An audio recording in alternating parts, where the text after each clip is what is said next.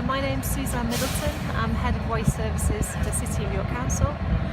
We're here today at Harewood Whin to celebrate really the fact that we're no longer going to be sending household waste and other different bits of commercial waste to landfill.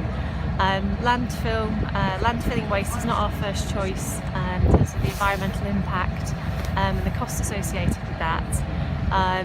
We're really keen as a city to be as environmentally safe as possible. We want to recycle as much as we can, and we see this as a really positive move in terms of improving our environmental credentials really. I'm Callum Duff, the Aftercare and Restoration Manager at Yorwaste. I look after the closed landfill sites at Yorwaste, and obviously we're here today to really kind of big landmark moment that the final load went into Harewood Whin. It now comes across to myself where I've got the challenge to get this landfill site into a closed state where you can have wildlife etc on it, and we can kind of class it as a nature reserve. As part of those challenges, the key ones are methane and leachate, which will be produced for hundreds of years. So it's quite a challenge for myself to get those to a level that we're satisfied with, and we can hand it across to the next generation of people.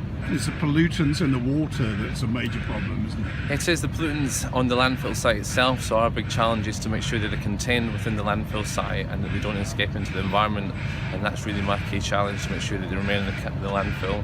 Well, what do you think it'll look like around here in 100 years' time? 100 years' time, I'd like to think there's lots of trees, wildlife, and that if you walked past it you wouldn't realise it was a landfill site. That's really where we want to get to. And no place for the seagulls, probably? No place for the seagulls, no. Hopefully different types of species rather than the seagull in the landfill. Their food source will be taken away. It will be, yes, and hopefully various birds of prey, different kind of your deer, etc. that we can have in the landfill.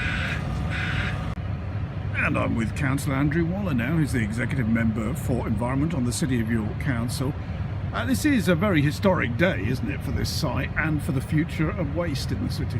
Well, it is. It's noting that we're stopping landfilling our waste, that whilst we're trying to increase the amount recycled, there's still always going to be that residual amount that needs to be dealt with, and we're taking it to Allison Park for the residual bits of recycling to be taken out, the food waste to be digested, and then energy from waste generating electricity.